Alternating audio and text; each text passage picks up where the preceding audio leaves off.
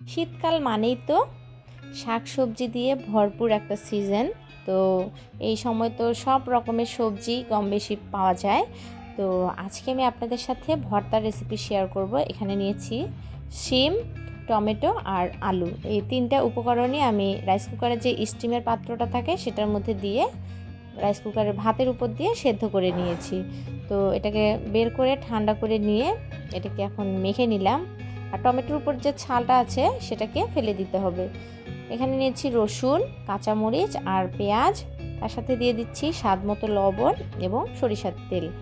এখন এই সমস্ত উপকরণগুলোকে হাত দিয়ে খুব ভালোভাবে মেখে নিতে হবে।